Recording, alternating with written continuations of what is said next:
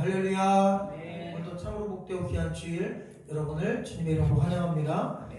오늘은 마태복음 28장 1절로 10절에 기록된 말씀으로 우리 은혜를 나누고자 하는데요. 아주 유명한 소설이고 또 20세기에 들어서면서 거의 3차례 이상 영화로 계속 거듭 만들어진 대작이죠. 벤허라고 하는 소설이 있습니다. 이 벤허는 19세기 미국에 살았던 무신론자 잉거솔이라는 사람이 어느 날 그의 친구인 육군 대장 웰레스를 찾아갑니다. 그리고 이 잉거솔과 웰레스는 아주 확실한 무신론자들이었는데 잉거솔이 웰레스에게 한 가지 제안을 합니다. 나도 책을 여러 번 썼지만 웰레스 당신 같은 글을 잘 쓰는 사람이 한번 기독교는 믿을 수 없는 거짓 종교다. 그리고 부활은 사실상 다 사기다. 이런 의미로 만약 글을 쓴다면 베스트셀러가 돼 우리도 큰 돈 벌고 기독교가 가짜이라는 것을 증명할 수 있을 것이다. 근데 이 말을 듣자 육군 대장인 웰레스에게 사명감 같은 게 생겼어요. 왜냐하면 본인은 무신론자하고 기독교가 눈에 가시였습니다. 그래서 어떻게든지 기독교는 가짜다. 이것을 증명하려고 작심하고 글을 쓰기 위해 그는 성경을 먼저 읽었습니다. 사실 웰레스는 양심적인 사람이었어요. 오늘날 기독교를 비판하고 교회를 비판하는 사람들 중에는 성경을 단 한 장도 읽어보지 않은, 그리고 성경 말씀을 깊이 살펴보지도 않고 교회 안의 내용들을 깊이 알려고 하지도 않고 그냥 무조건 교회나 성경을 믿지 않거나 비판하는 경우가 있습니다. 그런데 이 웰레스 장군은 달랐어요. 적어도 내가 비판하려고 하는 대상이 진짜 비판할 만한 대상인지, 그리고 기독교가 진짜 거짓 종교인지 내가 실질적으로 알아야 되는데, 그러기 위해서는 오리지널 소스인 성경을 봐야 되겠다. 인간이 쓴 책 말고 하나님이 줬다고 믿는 그 성서, 거룩한 책을 내가 읽고 이 기독교가 거짓이라는 것을 확실하게 증명할 도서를 하나 써야 되겠다. 그리고 그는 성경을 읽고 또 읽고, 사실 성경이 어렵습니다.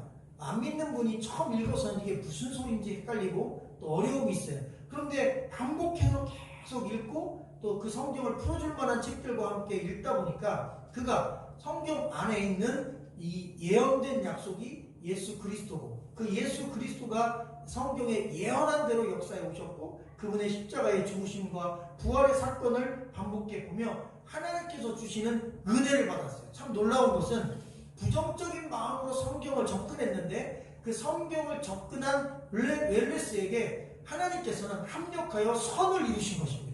그가 은혜를 받았습니다. 성경을 읽다가 무신론에서 유신론으로 바뀌었어요.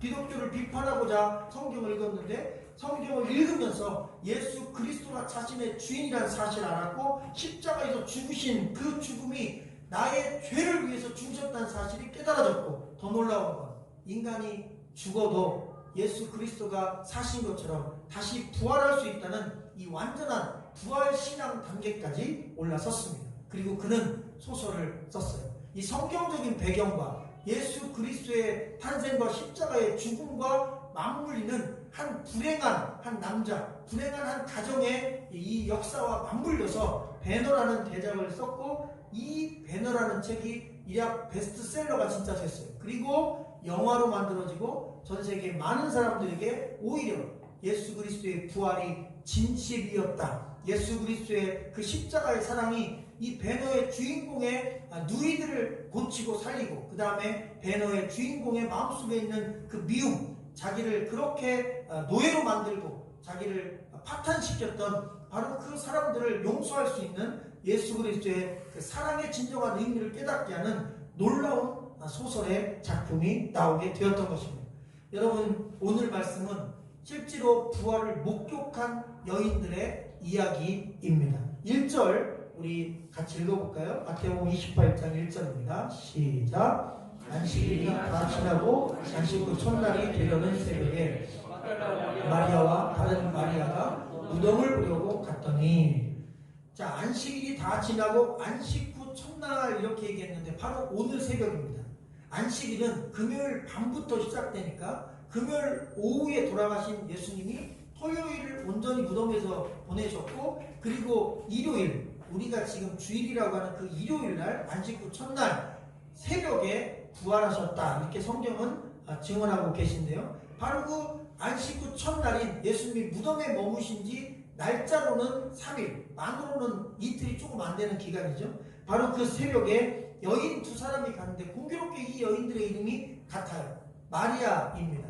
예수님의 어머니도 마리아인데 여기 나오는 여인들도 마리아예요. 그래서 이 마리아라는 이름을 가진 여인들이 굉장히 흔했던 시대입니다. 여자들은 웬만하면 마리아라는 이름으로 이름을 지어서 사실 구분하기가 쉽잖아요. 그래서 막달라 마리아, 막달라 지방의 마리아와 다른 마리아, 이렇게 해서 두 명의 마리아가 향품을 갖고 찾아갔다고 합니다. 여러분, 우리나라는 사실 무덤에 가도 시체를 만질 수가 없어요. 왜? 매장을 했기 때문입니다. 하지만 이스라엘은 동굴 무덤 장례를 치르기 때문에 동굴에 있는 돌만 누가 굴려줄 수 있다면 안에 들어가서 3일 정도까지는 향품을 자기가 사랑하는 가족이나 부모 형제의 그 몸에 이렇게 뿌리거나 발라드릴 수가 있었습니다. 용감하게 이 마리아 두 여인이 바로 예수 그리스도의 몸에 향품을 뿌리려고 갔습니다. 사실 무덤을 향해 간 것이죠.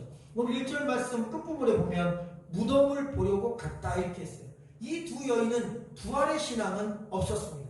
예수님이 다시 부활하셨고 부활하신 예수님 만날 수 있다는 어떤 믿음을 갖고 간 게 아니에요. 그냥 무덤을 향해 갔어요.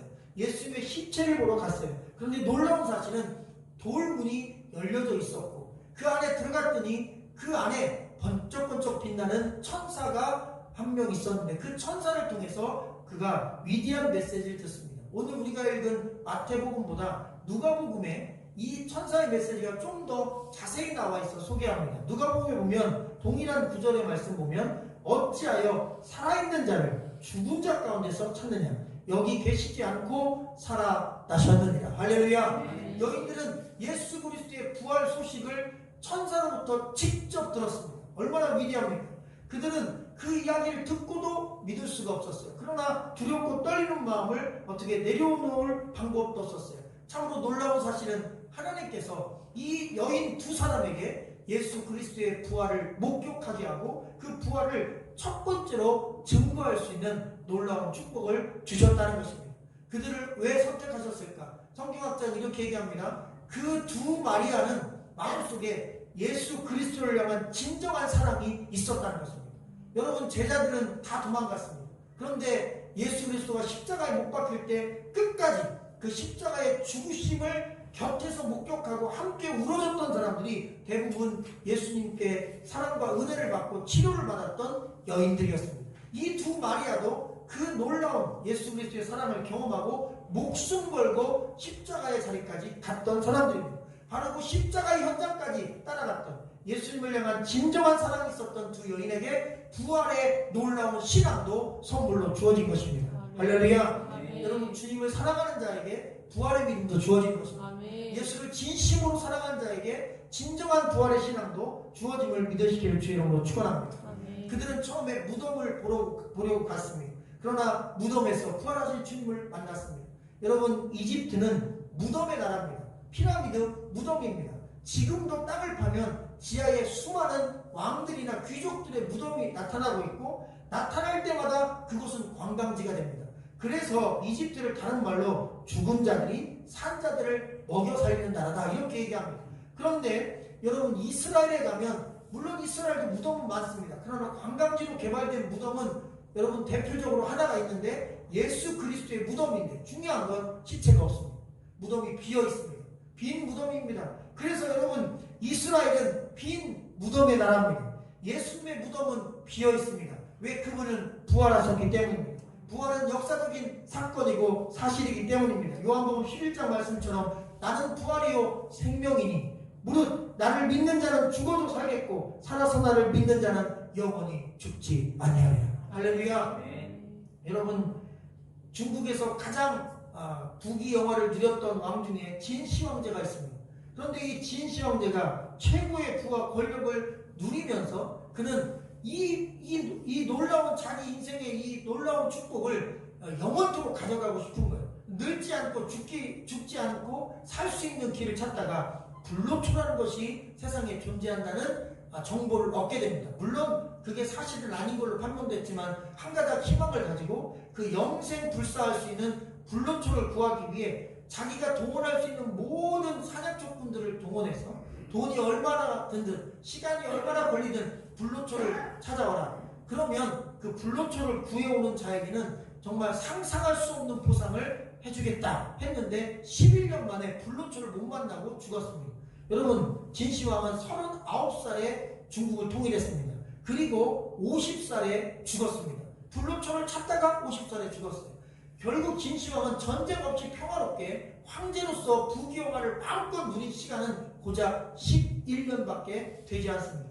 인생이 긴 것 같은데 고진감래로 얻어진 좋은 자리, 그리고 고생해서 얻어진 부귀영화가 10년, 20년 길게 가지 않는다는 것입니다. 내 몸이, 내 건강이, 내 나이가 여러분 기다려주지 않습니다. 인간은 바로 그런 놀라운 자기 꿈이 이루어진 시점에 얼마 지나지 않아 자기 생명이 또 끝나는 불행을 맞게 되는 것입니다. 고작 11년 누리고 죽었던 진시황, 그는 자기가 가진 모든 것을 영원토록 끌고 가고 싶었지만 그에게 부활도 영생도 존재하지 않았습니다. 여러분, 성경에 세 가지 핵심 주제가 있습니다. 첫째는 하나님 나라입니다. 둘째는 십자가입니다. 그리고 셋째는 부활입니다. 마치 믿음, 소망, 사랑 이 세 가지가 항상 있을 텐데 그 중에 제일은 사랑이라 하신 것처럼 성경에 세 가지 주제가 있을 텐데 하나님 나라, 십자가, 부활, 그러나 그 중에 제일은 부활이라. 여러분, 만약 부활이 없다면 하나님의 나라도 의미가 없습니다. 만약 부활이 없다면 예수님의 십자가 죽으심이 의미가 없습니다. 예수님이 십자가에서 끝났다면, 무덤에서 예수님이 끝났다면 우리 기독교는 이 땅에 존재하지 않을 것입니다. 그런데 여러분, 확실합니다. 기독교의 핵심은, 기독교의 놀라운 반전은 무덤에서 끝나지 않고 부활로 여러분 새로운 출발이 시작되었다는 것입니다. 기독교는 부활의 종교입니다. 우리의 신앙은 부활의 신앙입니다. 우리의 소망은 부활의 소망입니다. 보통 용기 있는 자가 이렇게 얘기합니다. 나는 죽을 때까지 죽은 게 끝난 게 아니다. 내가 죽을 때까지 나는 도전할 것이다. 끝난 게 아니다. 이렇게 도전하는 사람이 용기 있는 자라고 합니다. 그러나 크리스찬은 거기에 한 발 더 나가 내가 죽어도 나는 다시 산다. 할렐루야. 부활은 죽어도 다시 산다는 여러분 가장 위대한 소망인 것을 믿으시기를 주의 이름으로 축원합니다. 너희들은 빈 무덤을 향해 갔고, 그리고 거기서 부활의 산 소망인 예수님을 직접 만났고 천사도 만났습니다. 그리고 그들은 부활의 신앙으로 무장되었습니다. 그러나 오늘날 이 땅에 아직도 이 부활의 신앙을 갖지 못한 일반적인 모든 대부분의 사람들은 무덤을 향해서만 갑니다. 인생은 아무리 성공해도, 아무리 대단한 꿈을 이루고 야망을 이루어도 진시황제가 50세에 무덤에 들어간 것처럼 우리 인생은 60세, 70세, 80세, 100세에 우리의 주어진 인생이 끝나면 우리는 그냥 무덤으로 들어갑니다. 인간의 끝은 무덤입니다. 그런데 기독교는 그 무덤 이후에 부활과 영생의 삶에 있음을 가르쳐주고, 그러기 위해서 우리가 이 땅에서 나의 죄를 사하시기 위해 죽으신 예수 그리스도를 믿고 다시 부활하신 예수 그리스도를 믿고 그 신앙 안에서 살아가면 우리는 무덤이 끝이 아니라 죽음 이후에 부활의 삶이 영생하도록 주어진다는 사실을 말씀은 우리에게 메시지로 가르쳐주고 있는 것입니다. 어떤 사람이 버스에 광고를 실었습니다. 실제로 있었던 일입니다. 아주 유명한 작가인데 이 사람이 역시 무신론자죠. 신은 죽었다, 기독교는 거짓이다, 부활은 없다, 이런 것을 버스에다가 막 풀로 광고로 붙여가지고 사람들에게 막 홍보를 한 것입니다. 근데 이 사람이 왜 기독교가 가짜라고 확신했냐면, 부활을 믿는 기독교인들 가운데 거의 대부분 99% 아니면 100%가 당장 죽기를 싫어한다는 것입니다. 그래서 자기는 이해가 안 된다는 거예요. 물어봤대요. 부활이 있다고 믿으십니까? 예, 기독교인들은 신앙 있는 사람 대부분 믿는다는 거예요. 그러면 이 세상이 좋습니까? 천국이 좋습니까? 천국이 훨씬 좋죠. 그러면 당장 죽는 게 좋겠네요. 근데 거기에 대한 대답은 아무도 안 하는 것입니다. 그런데 이 사람은, 이 무신론자는 모르는 게 있어요. 여러분, 천국이 좋죠. 저도 그 믿음이 있습니다. 여러분도 있죠. 그런데 여러분, 중요한 게 있어요. 천국이 아무리 좋아도 지금 당장 죽으면 우리 아이들은요, 우리 가족은요, 내 사랑하는 사람들은요 헤어지는 것입니다. 여러분, 사랑하는 아들이 군대 가면 죽는 건 아닙니다. 그런데 왜 웁니까? 사랑하는 딸이 미국으로 유학을 가면 왜 공항에서 그 눈물 없는 아빠가 딸을 껴안고 웁니까? 왜? 3년, 4년, 5년, 10년 얼굴 자주 볼 수 없으니까. 여러분 그 짧지만 헤어지는 그 시간이 너무 안타까우니까 그런 거 아닙니까? 인간은 여러분 천국이 더 좋지만 이 땅에 사랑하는 관계 맺은 사랑하는 사람들과 헤어지는 것이 아픈 것입니다. 제가 읽은 책 중에 가장 마음을 따뜻하게 한 책이 하나 있는데 우리들의 파리가 생각나요? 라는 책입니다. 처음엔 이게 무슨 책인가 하고 읽었더니 아주 유명한 우리나라의 화백이죠. 김환기 화백과 그의 아내 되는 김향한 화백의 삶을 한 작가가 이렇게 추적하며 그의 모든 일생과 그들이 나눈 편지 같은 것들을 에세이 형식으로 모아서 추적한 글이에요. 그런데 이 책을 덮고 나면 파리가 가고 싶어요. 정말 이 책이 막 사람 마음을 혹 뺏는 거예요. 너무나 그 두 사람의 그 파리 시내를 걸으며 이 예술을 혼을 나누며 사랑했던 그 사랑의 깊이가 다 막 마음에 와닿는 거예요. 그래서 적극적으로 권장합니다. 읽으면 마음이 따뜻해져요. 그런데 제가 이 책을 읽으며 정말 마음속에 읽는 순간 아마 평생 잊지 못할 한 구절을 마음에 새겼어요. 돌에 새기듯이요. 어떤 글이 있었냐면 이 김한기 화백이 사실 안타깝게 미국에서 일찍 세상을 떠납니다. 그래서 자기 남편, 그렇게 사랑하는 남편이, 목숨 걸고 사랑했던 남편이 세상을 떠나자 이 김향한 씨가 고백한 게 있어요. 자기 남편과 함께 걸었던 파리에 가서 그와 함께 나눴던 대화를 생각하며 그와 함께 머물렀던 숙소와 함께 걸었던 거리를 걸었는데 그 거리를 걸으며 그 같은 공간에 있으면서 이런 고백을 씁니다. 이 세상에서 딱 한 사람 사라졌을 뿐인데 나에게 이 세상에 단 한 사람도 없는 것 같다.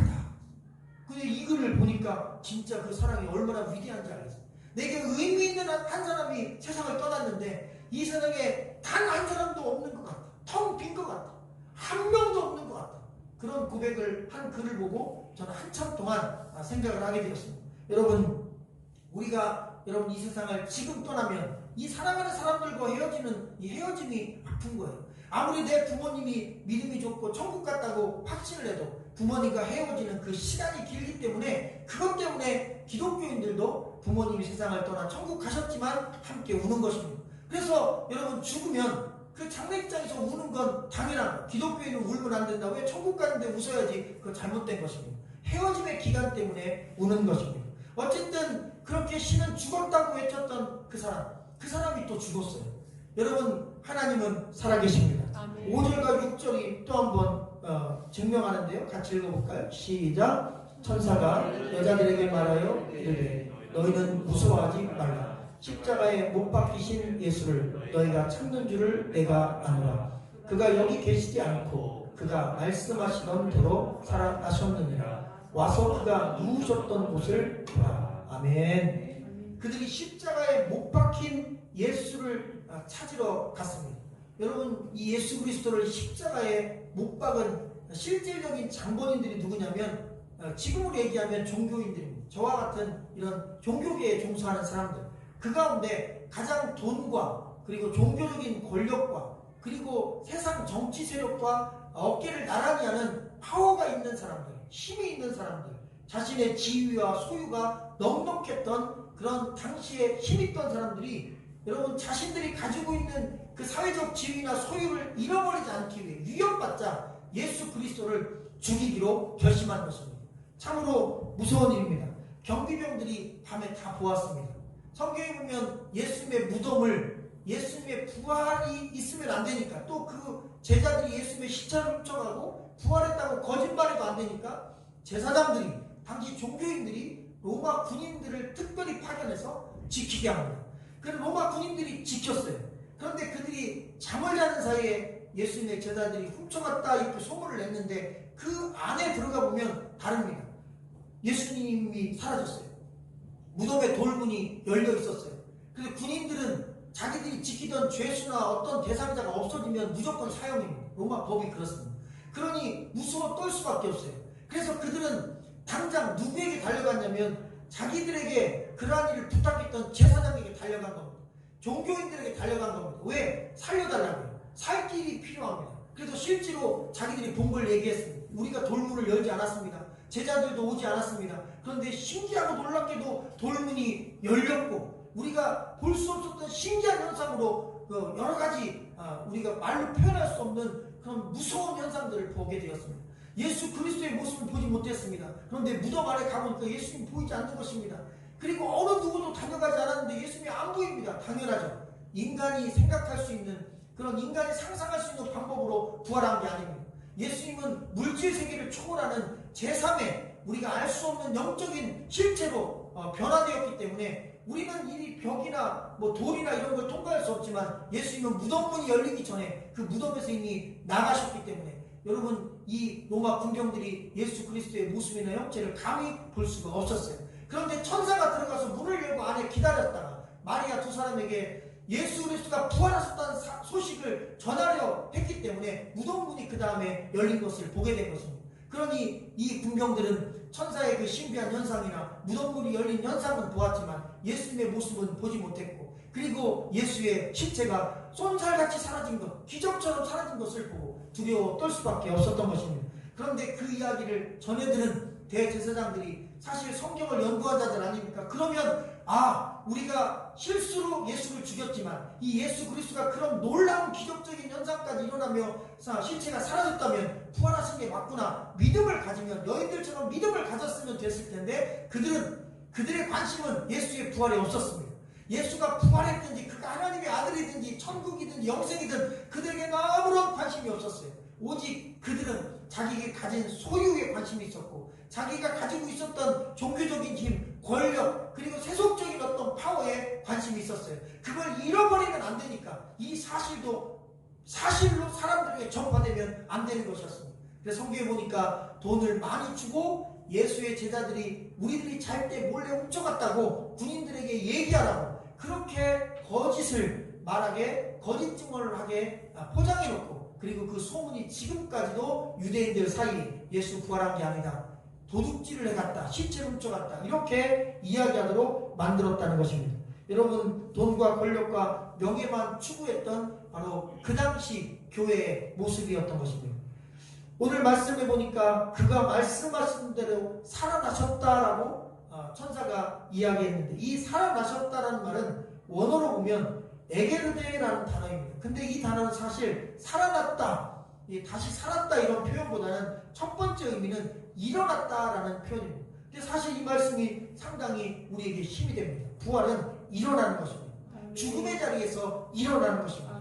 절망의 자리에서 일어나는 것입니다. 실망의 자리, 실패의 자리에서 일어나는 것입니다. 희망이 없고 넌 이제 끝났다 라고 하는 그 처절한 자리에서 일어나는 것입니다. 여러분, 예수 그리스도는 우리의 영혼만 부활시키는 게 아닙니다. 우리의 육체도, 인생도 부활시키십니다. 할렐루야. 부활신앙은 우리의 무너진 인생도 일으킨다는 사실을 믿으시기를 주의 이름으로 간절히 축원합니다. 신약 중에 나사로가 죽었는데 나흘 만에 예수 그리스도가 그 장례식 현장, 그 무덤의 현장에서 그를 다시 살렸습니다. 그리고 그를 일으켜 세웠습니다. 회당장 야이로 딸이 죽었습니다. 그런데 그 죽은 시체 앞에서 달리다 굼, 소녀야 일어나라, 바로 그 일어나라고 외쳤을 때 죽었던 자가 일어났습니다. 나인성 과부의 아들이 시신으로 실려갈 때, 그가 무덤을 향해 갈 때 예수님이 가던 행렬을 멈추고 역시 일으켜 세워 그를 부활시키셨습니다. 이렇게 신약 성경에 보면 죽었던 자를 살리는 사건들이 막 여러 번 나옵니다.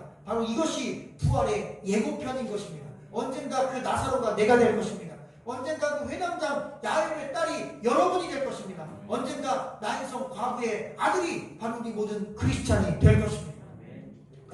할렐루야. 예수 그리스도가 바로 우리를 그렇게 다시 살리실 위대한 부활의 소망이심을 믿으시기를 주의 이름으로 간절히 축원합니다. 우리 마지막으로 9절과 10절을 읽어볼까요? 시작. 예수께서 그들을 만나 이르시되 평안하냐 하시거늘 여자들이 나아가 그 발을 붙잡고 경배하니, 이에 예수께서 이르시되 무서워하지 말라. 가서 내 형제들에게 갈릴리로 가라 하라.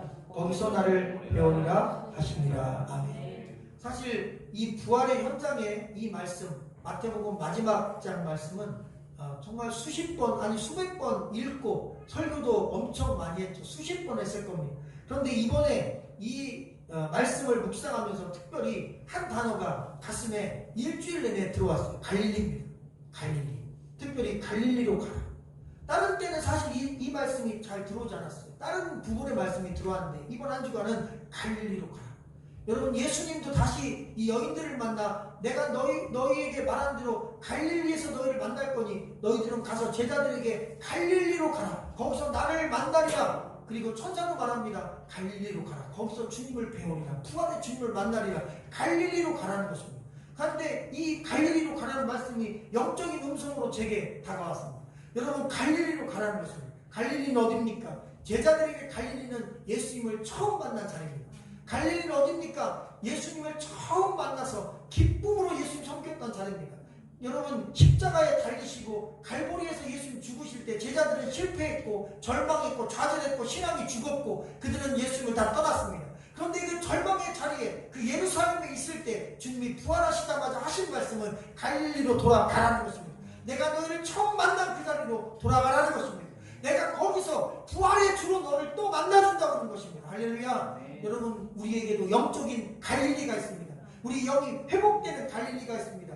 여러분 일주일 동안 우리가 마치 예수님의 십자가에 죽으셔서 우리가 절망하고 좌절하고 난망하고 그 여인들처럼 무덤을 향해 가듯이 이 세상에 살아가면서 한 주간 삶을 하루하루의 삶을 살아갑니다. 수많은 절망적인 사람들을 만나고 어려움들을 만납니다. 그러나 우리에게는 갈릴리가 있습니다. 영적인 회복의 자리가 있습니다. 주님을 만나는 자리가 있습니다. 부활의 소망의 자리가 있습니다. 바로 여기 하나님이 우리에게 허락하신 주일에 이 2시 예배 그리고 이 성전 하나님 말씀을 만나고 부활하신 주님의 소식을 전해 듣는 바로 이 자리가 우리에게 영적인 갈릴리인 것입니다. 할렐루야. 저도 개척하면서 우리 교회에서 믿음 생활하고 또 말씀 전하며 우리 교회를 섬기면서 저는 영적인 회복을 경험했습니다. 그전에는 느끼지 못하는 하나님께서 주시는 은혜들을 경험했습니다. 복잡하지 않고 바쁘지 않고 오직 주일 예배에 마음을 쏟을 수 있는 지금까지 제가 섬겼던 수십 개의 모든 교회를 통틀어 저에게는 사실 저희 하늘중앙 하늘정원 커뮤니티 교회가 제게는 가장 좋은 영적인 갈릴리라고 확실하게 말씀드릴 수 있습니다. 그리고 저는 또 소망합니다. 우리 성도님들에게도 이 하늘정원 커뮤니티 교회가 여러분의 삶에 만났던 모든 교회를 통틀어 가장 영적인 회복을 경험하는 갈릴리가 되기를 주의 이름으로 축원합니다. 내 형제들에게 가서 전해라. 갈릴리로 돌아가라. 부활의 메시지를 들을 수 있는 곳, 영생의 메시지가 있는 곳, 생명의 말씀이 있는 곳, 진리가 선포되는 곳, 내 영혼이 회복될 수 있는 곳, 내가 다시 그리스도께 돌아갈 수 있는 바로 거기로 매 주마다 매 시간마다 내 마음과 내 몸과 내 영혼이 돌아가. 바로 그곳에서 내가 영적으로 회복될 것이다. 아멘. 여러분 박지성 선수가 요즘에 TV에 종종 나오는데 이 박지성 선수가 과거에 인터뷰한 장면 가운데 이런 이야기를 한 적이 있습니다. 자기 팀에 세계적으로 유명한 호나우두나 유명한 선수들이 맥컴이나 이런 선수들이 같이 뛰었어요. 그리고 그 선수들 때문에 사실 이 맨체스터 유나이티드라고 하는 이 잉글랜드, 영국의 이 팀이 사실 세계적으로 아주 유명한 대회에서 또 리그에서 항상 좋은 성적을 거둡니다. 그런데 그 이름 있는 선수들이 다 떠나가고 그리고 박지성이 쭉 남아서 그곳에서 뛰었는데요. 그런 선수들이 빠져나가도 팀은 계속 지금도 잘하고 있습니다. 그래서 물어봤어요. 박지성 선수에게 어느 기자가 아니 그 유명한 선수들이 그게 쑥쑥 빠져나가도 크게 흔들리지 않는 이유가 뭡니까? 이 팀은 도대체 무슨 에너지가 있는 겁니까? 그랬더니 박지성이 그곳에서 열심히 선수 생활하면서 깨달은 게 있다는 겁니다. 이 팀은 자기를 가르치고 또 이 팀을 훈련시키는 감독이 특별한 멘탈리티, 정신을 갖고 있다는 거예요. 바로 퍼거슨 감독인데 이 감독이 어떤 정신을 심어준다면 여러분 위닝 멘탈리티, 승리자의 여러분 정신을 심어준다는 거예요. 우리는 절대 지지 않는다. 우리는 반드시 이긴다. 우리는 어떤 팀을 만나도 지지 않는다. 물론 여러분 한 번도 안 지고 그러진 않아요. 질 때도 있어요. 그런데 그럼에도 불구하고 지고 나서 다음 경기 임할 때 우리는 지지 않는다. 우리는 결코 지지 않는다. 자꾸 사람들의 마음속에 선수들의 마음속에 우리는 지지 않는다는 이 승리자의 마음을 심어준다는 거죠. 사람이라는 게 참 묘한 거예요. 지지 않는다는 마음을 갖고 싸우면 여러분 100번 싸워서 99번 지지 않고 한 번 질지언정 여러분 지는 것보다 이기는 게 더 많다는 거예요. 사람의 정신세계가 참 신비하다는 거예요. 여러분 신앙은 이 정신세계보다 더 위대합니다. 부활신앙은 영적인 멘탈리티입니다. 여러분 위닝 멘탈리티, 승리자의 정신이거든요. 우리는 죽어도 산다. 할렐루야. 우리는 죽어도 산다. 어떤 환경, 어떤 위기, 어떤 절망, 어떤 어려움 속에서도 우리는 다시 살 수 있다. 주님이 나를 살려주신다. 이 땅에서도 산다. 죽어도 다시 산다. 영원히 산다. 그러니 두려워하지 말고 담대하라. 이것이 여러분 부활의 소망이 우리에게 주는 메시지인 것을 믿으시기를 주님의 이름으로 간절히 축원합니다. 죽음도 뚫고 지나가는 것이 부활 신앙입니다. 난 절대로 지지 않는다. 어떤 상황 속에서도 나는 다시 일어날 수 있다. 이것이 부활의 신앙의 고백인 것입니다. 주님이 말씀하신 것처럼 소녀야 달리다품 일어나라 외치신 것처럼 우리를 일으키시는 그 부활의 말씀이 우리 영혼을 절망의 자리, 실패의 자리, 그리고 너는 끝났다, 넌 이제 재기 어렵다, 이렇게 모든 사람들이 너는 절망이고 끝이다, 패배다, 이렇게 말하는 그 완전한 패배의 자리에서 마치 죽은 자가 살아나다, 마치 죽었던 송장이 그 감았던 베옷을 둘둘 풀러가면서 무덤문을 박차고 나오듯이 3일간 무덤에 계셨던 예수님이 돌문이 굴려지기 전에 무덤을 뚫고 나오듯이 죽음을 박차고 일어서듯이 바로 그 부활의 놀라운 예수 그리스도의 놀라운 그 첫걸음의 열매가 저와 여러분을 부활의 삶으로 다시 일으키는 놀라운 축복의 세계로 인도하심을 믿고 여러분 희망을 가지시고 소망을 가지시고 믿음을 가지시고 부활의 신앙, 영적인 그 신앙과 믿음으로 오늘 하루도 그리고 주어진 한 주간도 승리하시라는 하나님의 말씀이었습니다. 기도하겠습니다.